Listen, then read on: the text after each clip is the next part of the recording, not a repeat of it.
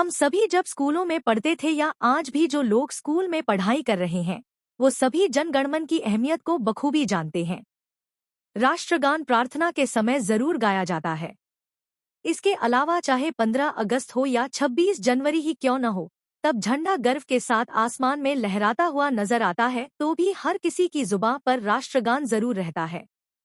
क्या शुरू से हिंदी में था राष्ट्रगान? इसके साथ ही राष्ट्रगान जनगणमन की गूंज भी सुनाई देती है। लेकिन क्या आप जानते हैं कि हमारा राष्ट्रगान जनगणमन का सफर कैसे शुरू हुआ?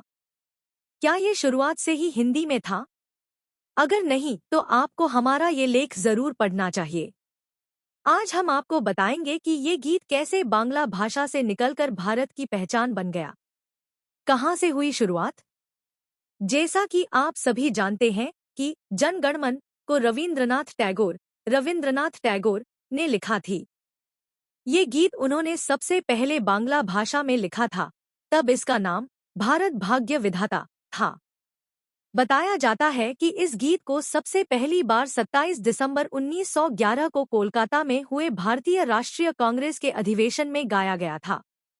तभी से राष्ट्रगान ने लोगों के दिलों में खास जगह बना ली थी। कब हिंदी में गाया गया राष्ट्रगान? अब आप सोच रहे होंगे कि इसे हिंदी में कब गाया गया। तो हम आपको बता दें कि हमारे देश की आज़ादी के बाद संविधान यानी कि कॉन्स्टिट्यूशन बनाने की प्रक्रिया चल रही थी।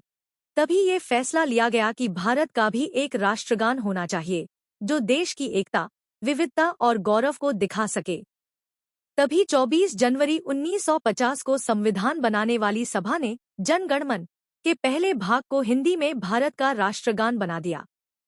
ये दिन बहुत खास था क्योंकि इसी दिन देश को एक सांस्कृतिक पहचान भी मिली थी। राष्ट्रगान की खास बातें।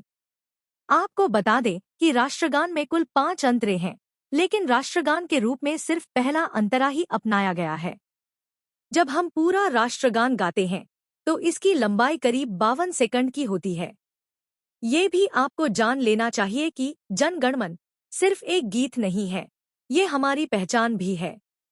जब हम इसे गाते हैं या सुनते हैं तो गर्व और एकता की भावना जागती है।